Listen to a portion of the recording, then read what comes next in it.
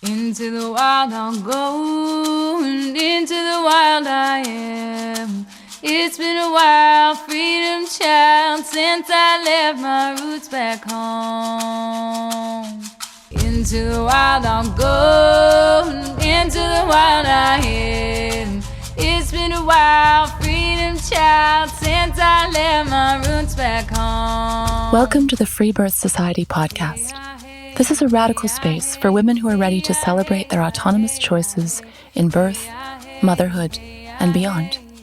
Together, we'll learn about wild birth through personal narrative, we'll explore the politics of birth, and we'll analyze everything that relates to our lives as women from a feminist perspective. Here's your host, Emilee Saldaya. It's been a while, freedom child,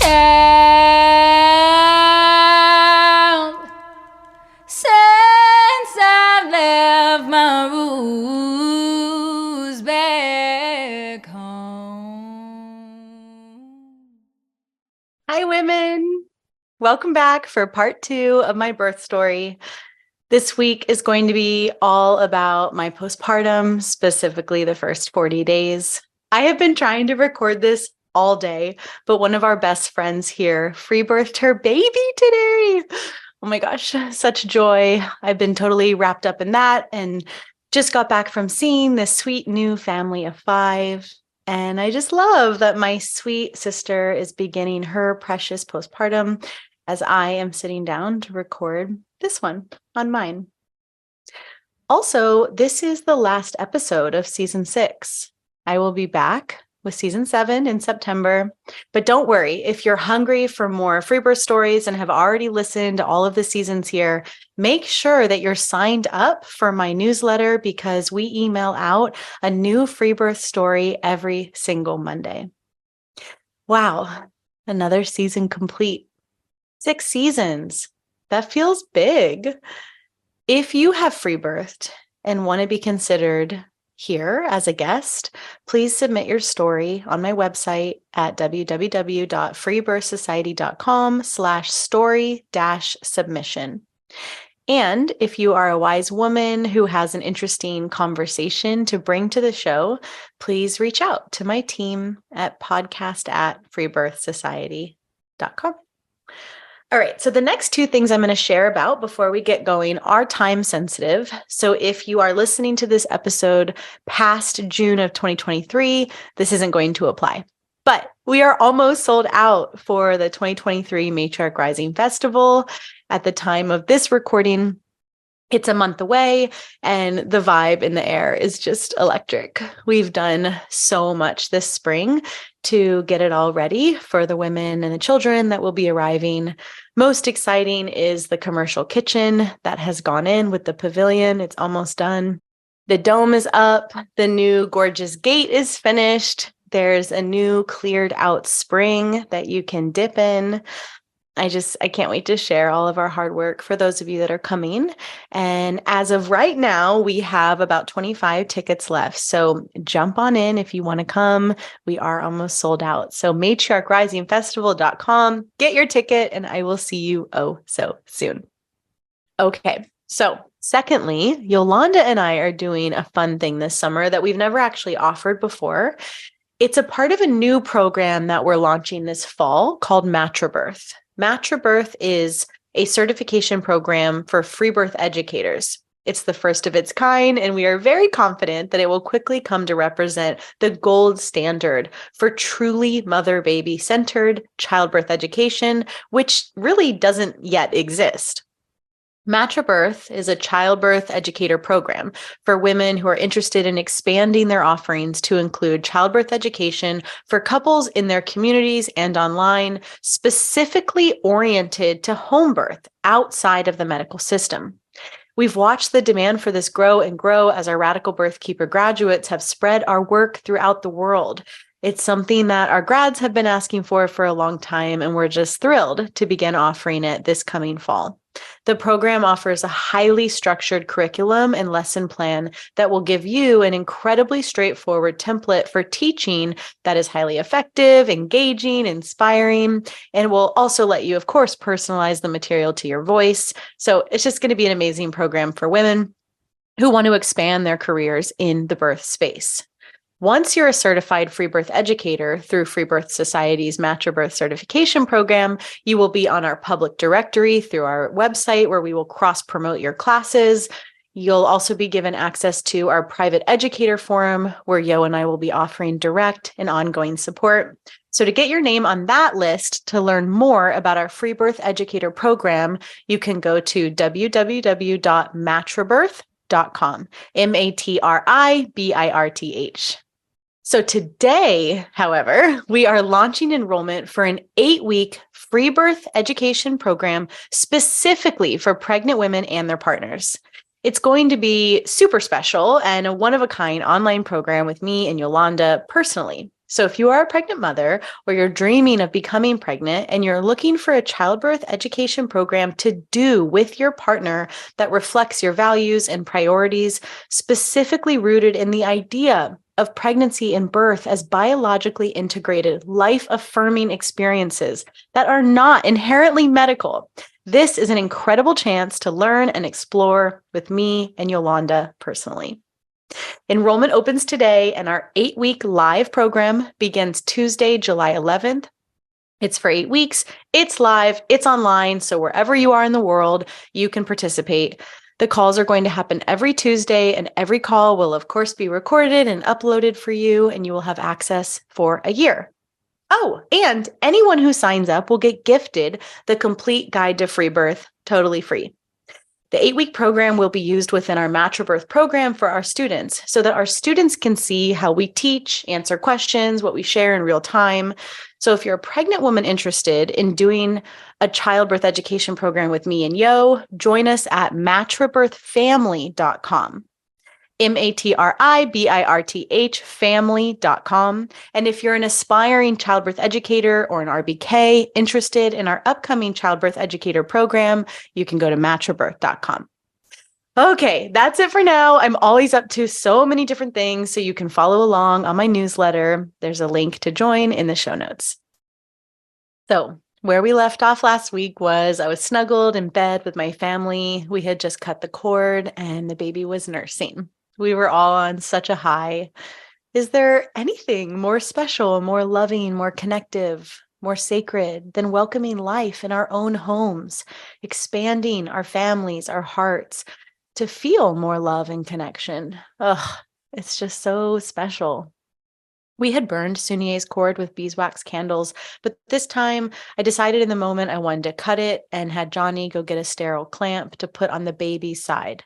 I know a lot of mothers choose dental floss or other cord ties, but this is one thing that kind of freaks me out, or rather I just have awareness around that it is possible for the baby to lose blood through the cord. And in a worst case scenario, it could be fatal. So I feel more comfortable clamping when we cut, whereas when you burn, it cauterizes, so a clamp is not necessary. Anyway, I love those early days when time just suspends in the air and all you do is lay around naked with your new angel on your chest. For days, I felt speechless.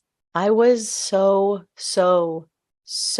rocked by the birth I had just had, and just in new waters of awe, really, for motherhood, for what it means to be a channel for life, for souls, for what it means to say yes to motherhood, to allow this expansion. I was in a totally new, elevated state of consciousness. I was more whole. I was more healed. I was more connected. I was more alive.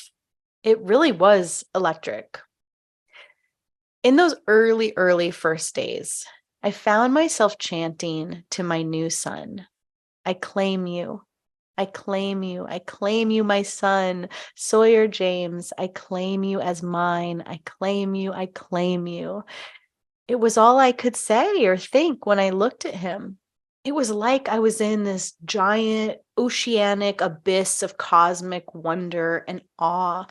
And I just couldn't believe I get to do this way, with this soul, in this time, with this family, in this life, in this body. Just, wow.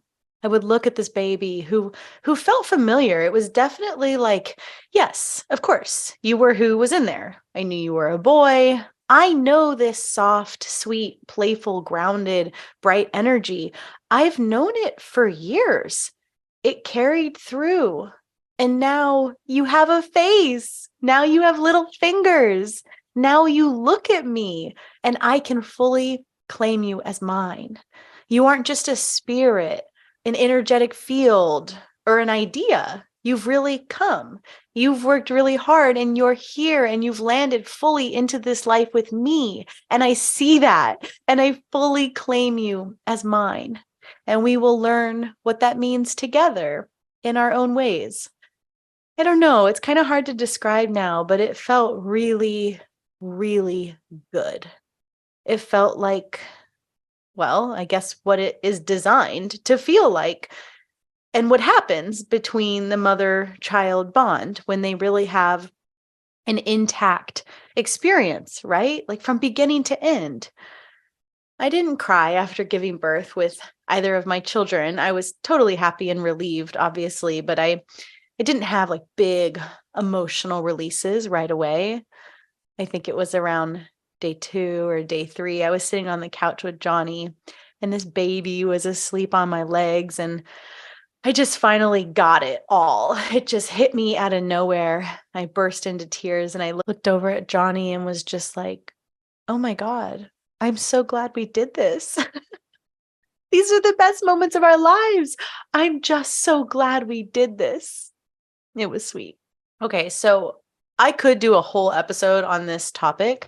I want to make sure to spend some time here because this was one of the hands down best decisions I've ever made in my life.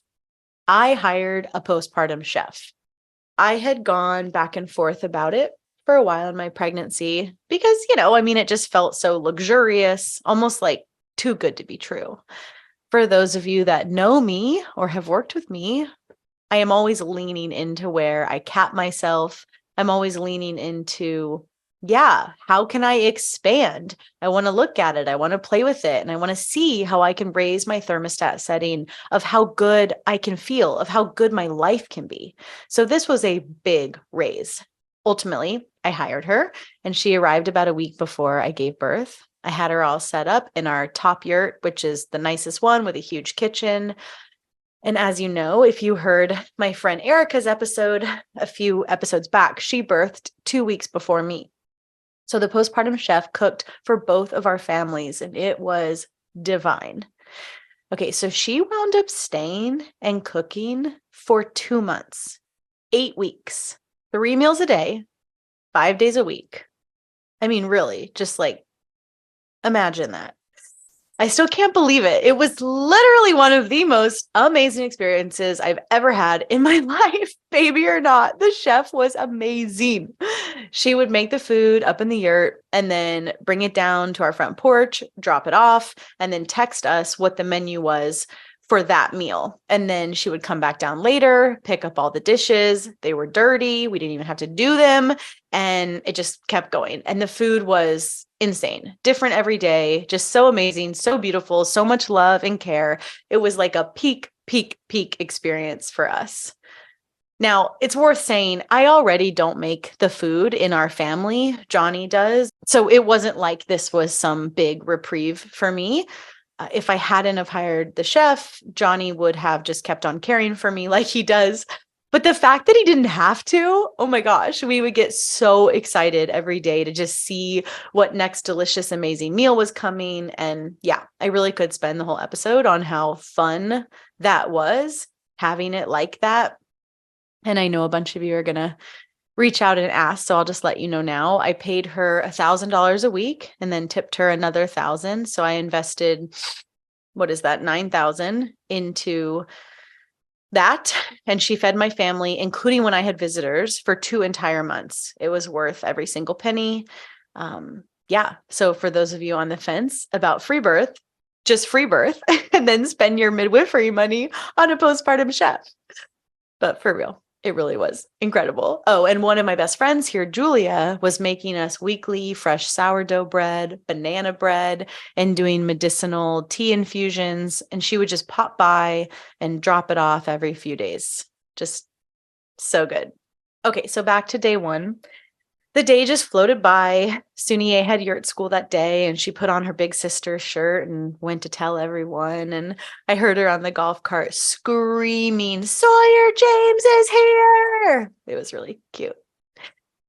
Just that feeling of your new baby on your chest, their tiny noises, the expansion. It's all just so raw, so freaking beautiful. To be honest, I don't really remember much else about that first day, except that I accidentally ate potatoes and got a migraine. Fun fact, I'm apparently intolerant to potatoes and they give me migraines. So that was a bummer, but otherwise I was totally blissed out. And I do have a picture of my mom whipping her shirt off to hold the baby skin to skin. That's a cute memory. And Johnny and my mom weighed the baby. He was around 9 pounds, which I think is 2 pounds bigger than Suni, if I remember correctly. And I am convinced it's the raw milk.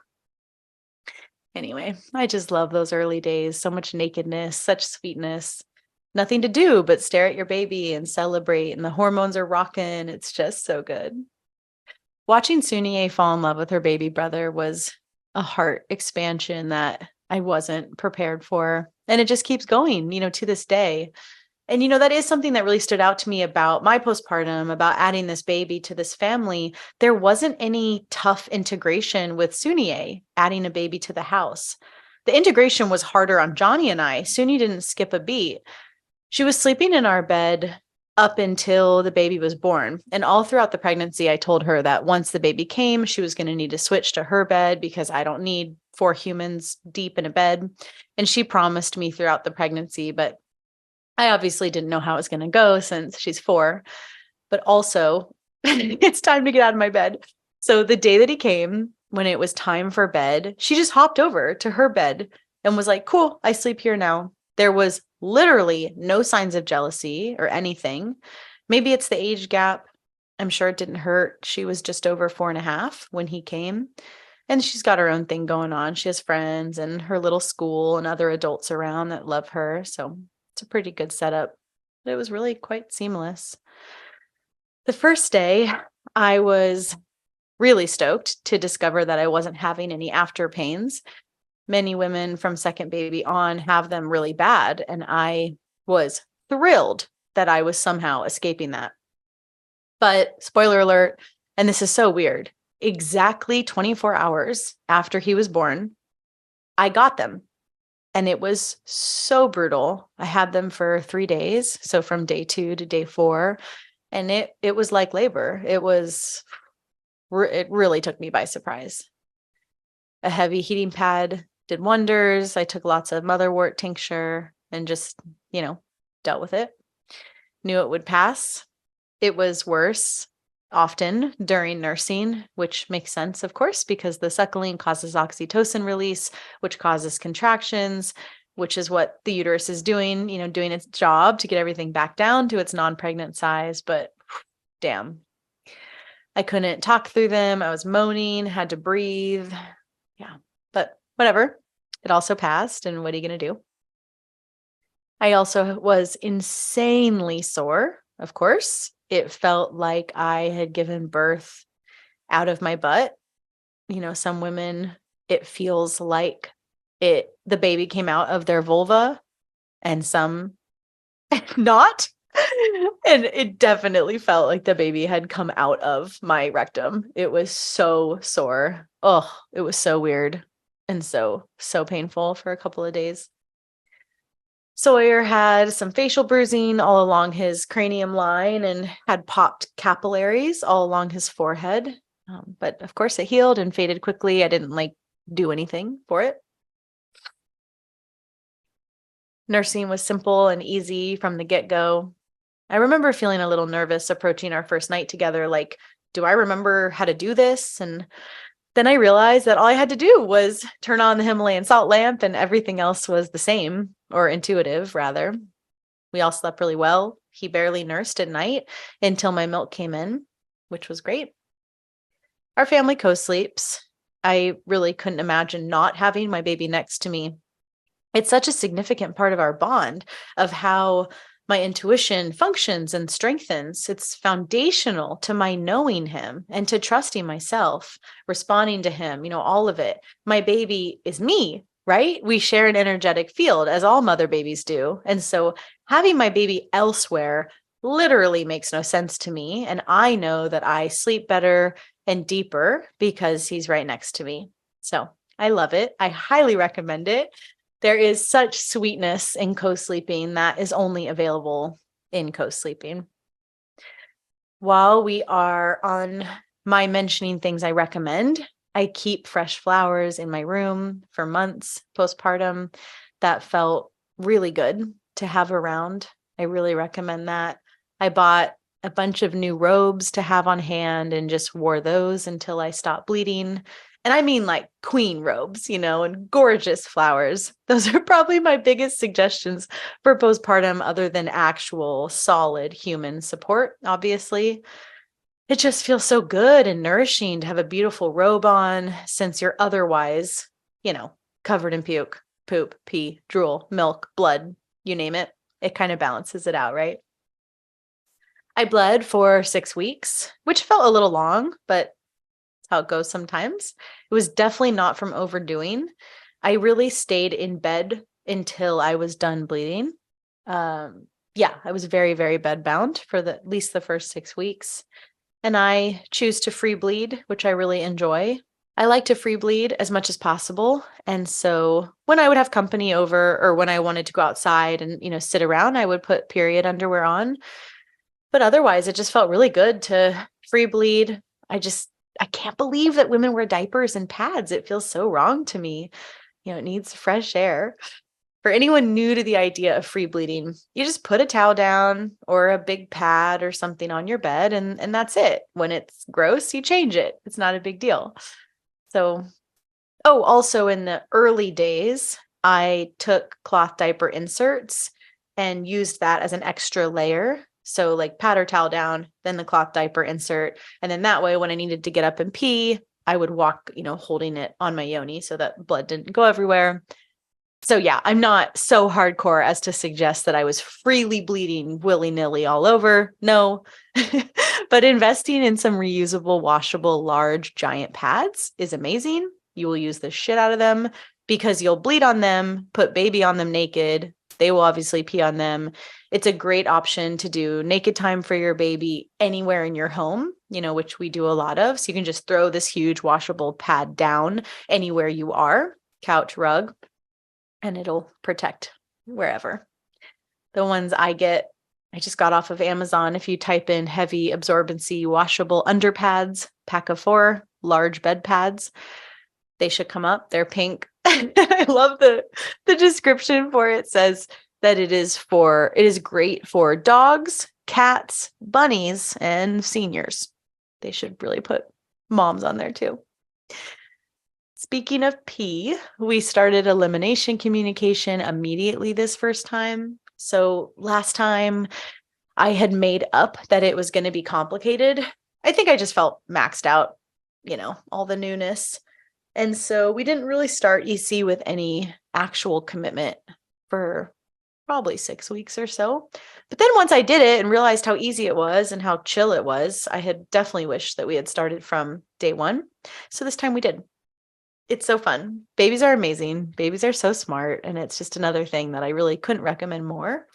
He's now almost 8 months old. He hasn't pooped in a diaper in many months. He still pees in his diaper if I'm lazy, but also holds it a lot of the time and pees, upon being cued almost every time. It's just so fun.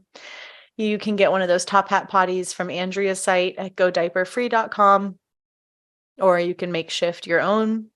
If you have no idea what I'm talking about, I will drop the episode I did with Andrea from Go Diaper Free from an earlier season, and you can learn all about elimination communication. It's amazing.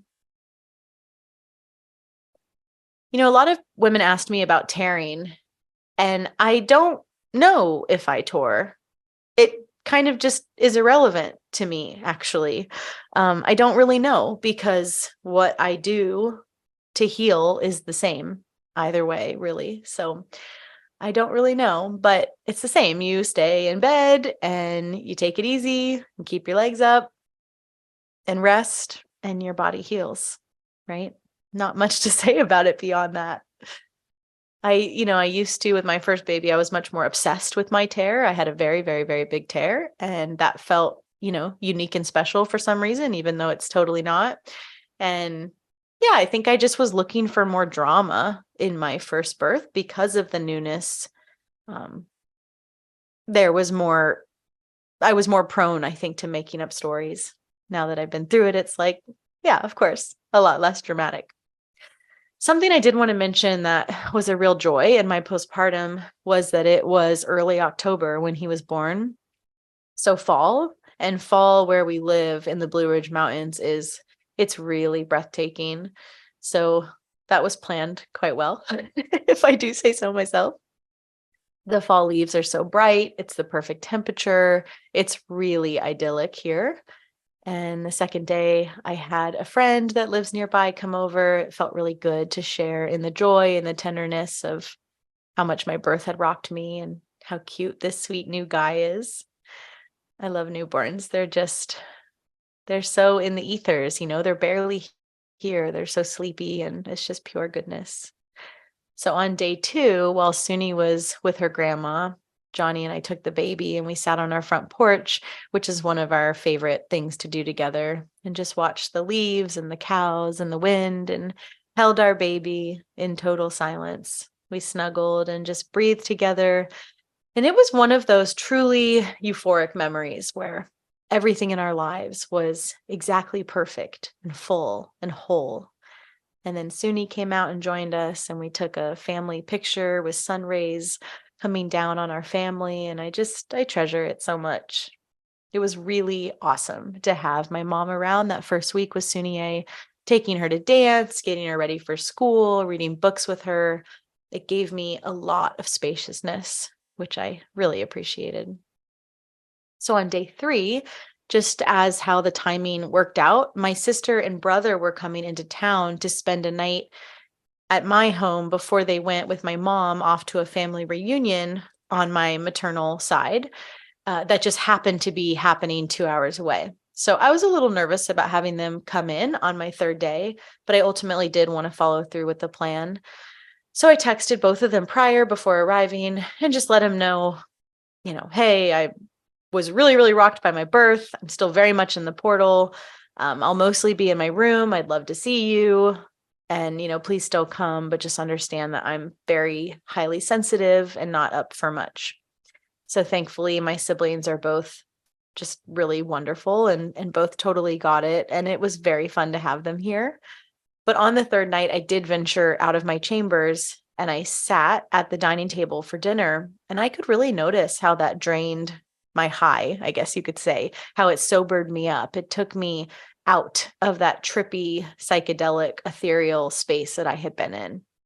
Even just having people in my home that weren't at the birth or a part of my, immediate field, talking about the birth to them, it shifted me.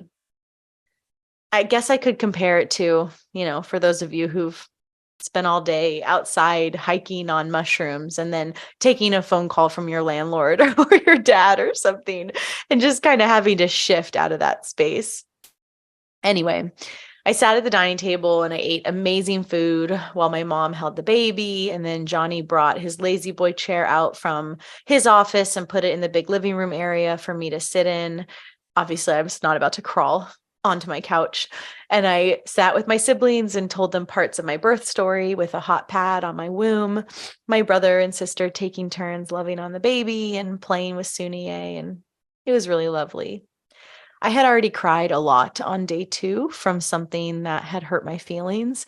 So I felt more emotionally freed up and balanced, as it turns out, on day 3.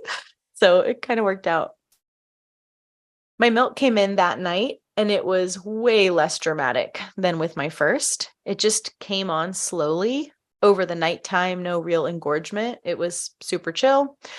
Last time it was like I had gotten breast implants overnight. It was painful, so intense, so uncomfortable. So that was a nice relief. And then my mom left on day 4 to go to the reunion. So it was just us in the house, and that felt really good. I cried a lot of big, sweet tears that first week, as we do.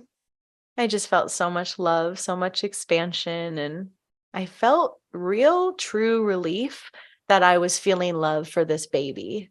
I think somewhere in the back of my head, I had wondered if I would love a little boy as much as my little girl. I don't know. Of course I did, and I do, but I definitely cried real relief tears when I realized that it was happening. Those first 2 weeks, I stayed off my computer. If I wasn't in bed, I was on my front porch or laying in a lounge chair in the sunshine, or on my couch in my living room. And I really did stay in my bed, gosh, almost the full 8 weeks before we left for DR, probably 80% of the time. And I loved it. I would open up all my sliding glass doors in my bedroom and all the windows and let the breeze flow through and play mantras. And I would just hear the leaves rustling and falling and listen to all my special music. And it was bliss. It really, really was. I would say that I accidentally closed the portal too soon by leaving my chambers so early, especially having my siblings over and sitting at the table and then hanging out in the living room. It's not a bad thing either, but a part of me was like, damn, I'm way less high. I'm way more sober. Bummer. I should have kept that going, but such is life. I know my friend Nancy stayed in her chambers for the entire 40 days and just kept that portal open. And I really need to remember to do that next time. So maybe one of you can remind me. Because part of being so immersed in the portal is that there is a ton of creative energy. There's ideas, there's solutions, there's art, there's new possibilities. It's this elevated state of consciousness. And I could feel distinctly when I created a leak and when it started to leak away out of me, my brain rearranging back to normal. I mean, it happened over time, but it began with the visit of my siblings for sure. And then I distinctly remember at 2 weeks postpartum opening up my laptop and doing some work. And after I had done the work, I burst into tears and was like, oh shit, it's gone. I fucked up. No, it felt really different. But then what I figured out was I could get it back. And so I played with this for probably the next 6 weeks or so, where I would do some work or whatever, do something that took my brain out of this psychedelic field. And then if I got back into bed, got naked, got my baby, got back in bed, skin to skin, put my mantras on, stared at my baby, no other, stimuli, I could bring it back on. And that was really fun. So that was kind of how I played with it on and off throughout postpartum, as I did work eventually. But, it's not like I'm working on my feet or something. I stayed in bed and just worked from my computer. I noticed how good it felt to share my baby with my loved ones, like right away, as long as I was the one in charge of that, meaning as long as I was the one that offered. My mom had offered to my brother to hold the baby on day 3, and I kind of freaked out a little. And I was like, how dare you? That's only for me to do. So yeah, was definitely feeling the primal protection and bonding. It felt like I got to be maybe in a new arena that a lot of women don't get because I had such an intact experience, right? Like because nothing was taken from me, because I emerged more healed, more powerful, I felt like I got to feel more layers of subtleties to the bonding, to the design, that was unfolding between us. Because obviously, if a woman is navigating immediate postpartum, coming off of drugs and surgery, entirely fractured, having had separation from her baby in a foreign place, in a hospital gown, strangers everywhere, in a recovery state, you're really in a survival state, right? It's just so different. I mean, obviously, it's totally heartbreaking, and it's a completely different state of being. So I hope that makes sense. Okay, so I had asked you on Instagram what you wanted to hear more about.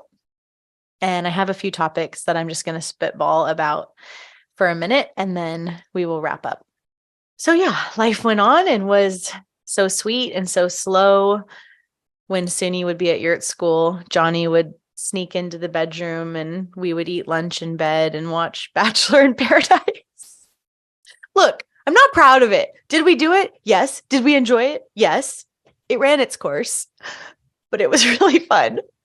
It was just also fun to not work. I mean, I work a lot, and both of us do. We just have very, very full lives. We run multiple companies. We have, this giant piece of property, and there's just so much going on. And so creating, planning, choosing to have such a slow paced postpartum with such little to do. I spent the whole year of pregnancy queuing up how my postpartum was going to go, and, delegating to my team and queuing everything up. Yeah. So that I didn't have to do much, so that very little would be asked of me.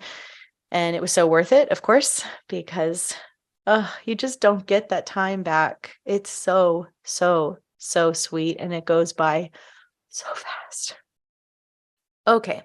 So yeah, towards the end of my 40 days, it might have actually been on the 40 days now that I'm thinking of it, we had a really sweet little ceremony with the women that live locally here. We did a closing of the bones ceremony and buried Erica and I's placentas at my earth altar over on Moon Spring, where the festival happens. And yeah, so sweet, so fun, so simple. Just had our group of women together and sang some songs. We actually made up a pretty amazing placenta burial honoring song that I'm not going to sing, but it was really cute. And yeah, just to mark it, it's the closing of the bones is the way that we do it is a very simple ritual, and the burial with some beautiful plants at the altar, it's just so sweet. So I love that we did that. And then at 8 weeks postpartum, we got the baby's birth certificate and we took off and we went to Dominican Republic for 2 months to spend the winter there. And yeah, to kind of keep the postpartum slowness going. It was really awesome. Some of my best friends were there. One of my best friends lives there, and we got to work on the early pre-production of Matriarch Rising Festival and just spent a lot of time, laying around in the sunshine, teaching our little daughter to swim, and amazing. Really grateful that we did that. All right. So birth certificates, very common question. And there really isn't a one answer to birth certificates. It really depends on where you live and maybe how savvy you are or what you believe is going to be easy or not. Where I live, it is easy. It's part of why we live here. It's a very relaxed, free, amazing place. I'm obsessed with where we live. And yeah, so for us, it was very simple. We didn't need to show anything from the system, which I didn't have anything to show anyway. We just called Vital Statistics or the record, county office, asked for a birth certificate packet, and they mail it to you. You fill it out, and then you bring it in with your baby. They did require that the baby came with us, which, by the way, makes literally no sense because the whole thing they say is, she said something like, we have to make sure you didn't steal the baby. And I was like, bringing the baby in does not prove I didn't steal the baby. Stupid. Anyway, whatever, we did it. So I'm remembering that now. We did at 3 weeks or so because we had to get on it since we had this trip. We did get in the car, take the baby over there. I wore him the whole time. He slept the whole time. No big deal. It's not like they touched the baby or anything. Yeah. And then they send the packet off to the Capitol and you just hope and pray that you get it in time if you have a trip ahead of you. We literally got it the day before we left. It was annoying. Yeah. So I know that in lots of places, they would really strongly prefer, they try to say that they require, but they they can't actually require, but they would prefer that you're going to show some sort of, stamp of essentially recognition from the system, both prenatally and postpartum. On my home birth packet, it actually had an option saying that you didn't do any of that. And I know that in other rural places, I have seen that be an option as well. So yeah, for us, it was really easy. So if that's not clear, at least I can speak to the country I live in, of the states. You just call your vital statistics record keeping. For some people, it's public health. That's what it is here. Your records office, county office. I'm sorry, everywhere has different titles for this. But you just call and ask for a home birth packet. They send it to you. You fill it out. You come in. I think you pretty much always have to bring the baby in. And at best, that's all you have to do. All right, moving on. Quite a few of you asked about pediatricians and injections. And yeah, I mean, I don't mess with any of that, of course. My children have never seen a doctor. That does not interest me. They certainly do not go to a pediatrician. That whole model just doesn't have anything for me. It doesn't hold any interest. Yeah, I definitely cannot imagine that some random stranger pediatrician would have anything to say about my child that resonates deeper than what I can obviously intuit as the mother. So some other people asked about how did I not feel the need to do anything around the house? That's pretty funny. Yeah, well, I think the true answer is I am pretty good at not self-sabotaging, at least let's say in this arena. We all still have our stuff, but I am really committed to not self-sabotaging my postpartum. And so the story that I would need to do something around the house and that would be more beneficial to me and my baby than the rest and slowness of what postpartum is, asking of us. Yeah, just doesn't tempt me, I guess you could say. I already talked about tearing. Nothing to do, just lay in bed and don't trip about it. And if you have a physiological tear, it's going to heal. That's how our bodies work. Yeah, I wouldn't really make it too complicated in your head. It just will probably take longer than you want it to. And that's for you to navigate. A lot of women asked about my relationship with Johnny, like how it changed, how that went. Anything to say about that? And I really don't have much to say about it. It was beautiful. This baby is an expression of our love. It's an expression of our life and our choices and our hearts. And I guess the only kind of negative thing is that our lives are so damn full. We often feel like we're just two ships, passing in the night, and we'll just kind of look at each other and wave and be like, guess I'll talk to you this weekend. So missing each other, I guess, comes up in the busyness of our lives, but it's all from a team place. Everything we're doing is in alignment with each other. Yeah, I mean, it just feels so wonderful. He and I have a very easy and undramatic, loving team marriage.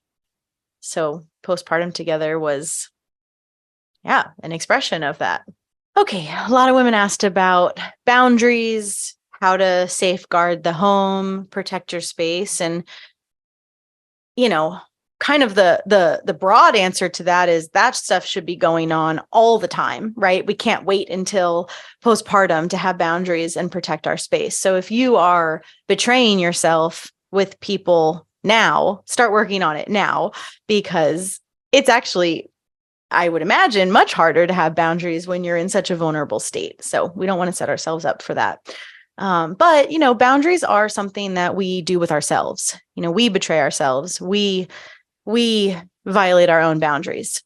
Ultimately, that's what we can work on. And so getting really clear first and foremost on where do you violate your own boundaries? What doesn't feel good to you? And where do you betray yourself? And then looking at that and realizing that it's in your hands to do that. So, a lot of this is like, are you willing to say no? Are you willing to ever say no? And if you are someone that has a very hard time saying no, or are just flat out not willing to say no, well, there you go. That's a lot of good work for you. Becoming a mother is going to offer you tons of opportunity to say no. And it's okay.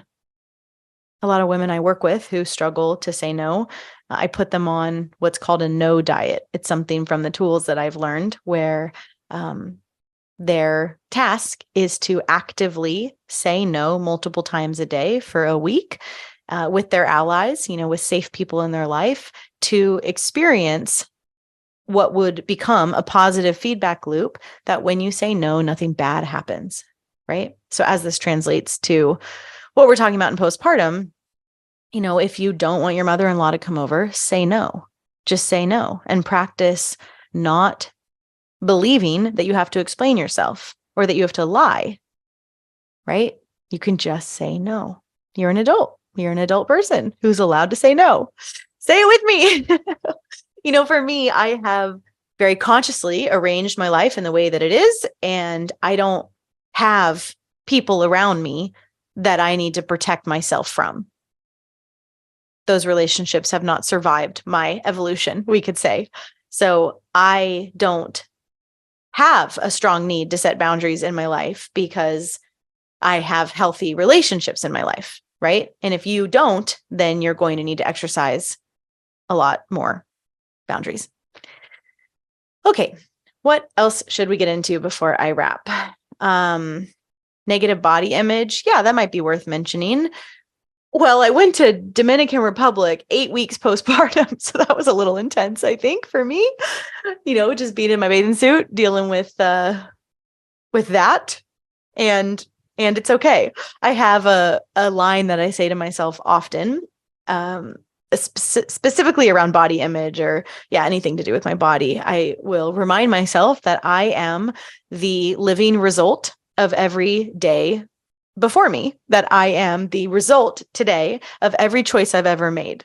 And that always makes me giggle a little bit. And can I be with that? Can I be in presence with the living result of my life and of my choices? And knowing that when I can be with that and when I can come into presence with that truth, not only does it feel lighter, but I also remember that I can make different choices anytime I want, All right, what else? What did you do to make your postpartum easy? Well, the first thing I did was get available for it. I mean, sincerely, get available for it. Am I internally available to have a very high vibes, easy postpartum? And if you try that question on and you immediately are like, well, that can't be me because of this, you are collecting evidence to prove to yourself why you can't have what you say you want. So just stop doing that, or at least start knowing that that's what you're doing. If you are committed to proving to yourself that you can't have it easy, then you will perceive your life as hard. Okay, that doesn't interest me at all. I want to see how easy, how flowing, how ecstatic my life can be. And that is how I orient. So how did I make my postpartum easy? I chose it to be, and I spent a year arranging my life to support a postpartum for me and my family. I enacted it. I invested in it. I prioritized it. I thought a lot about it.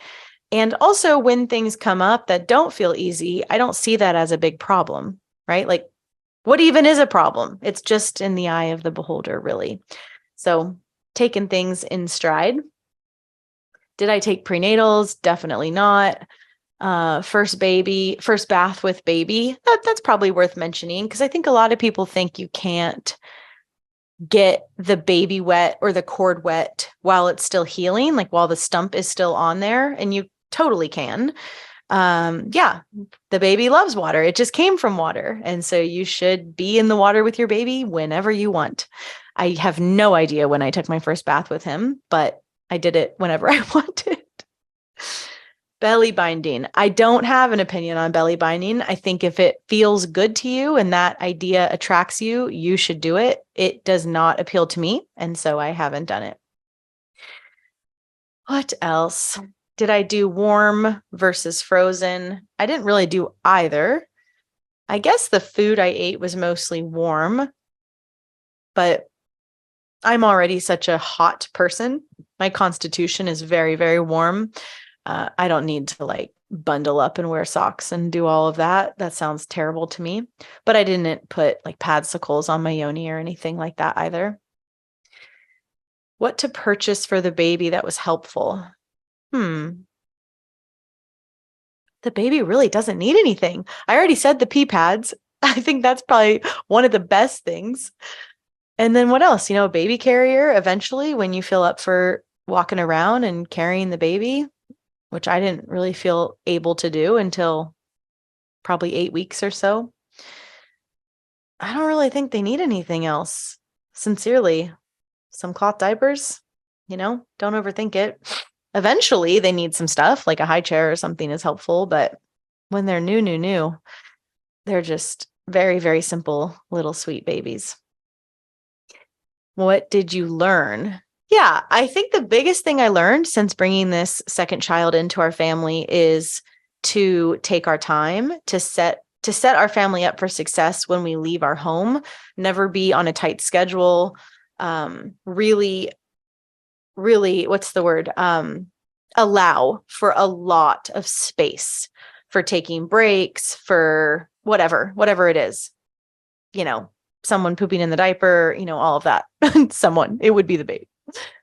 Yeah, our first time leaving our home, we went to Asheville, which is 2 hours away, and it was a total shit show. And it was so stressful to us. And we were on no time frame. I think I went to see the Cairo. I don't even remember. But it was so stressful to us. Well, we live very rurally. We live a very quiet life where we are. And so to get in a car and go to a city where there is billboards and stoplights and traffic and parking is difficult, that is overwhelming to us at this point. It's so overstimulating. So yeah, just finding parking, finding a place to eat. And then we had this totally embarrassing parenting moment where we showed up at this place, super long line. Everyone was hangry, got out, got in the line.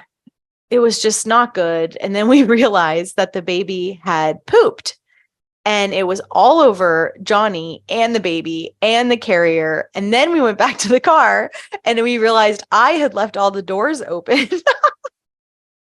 I had left the doors open to the car and there was poop in the car seat. And Johnny and I just looked at each other and I was like, are we first-time parents? Like, what is happening right now? How do we not know how to do this? So yeah, that was embarrassing. And traveling with the baby, the customs line, realizing that I need to travel with snacks. Not for the kids, by the way. I need to travel with snacks for me. for real.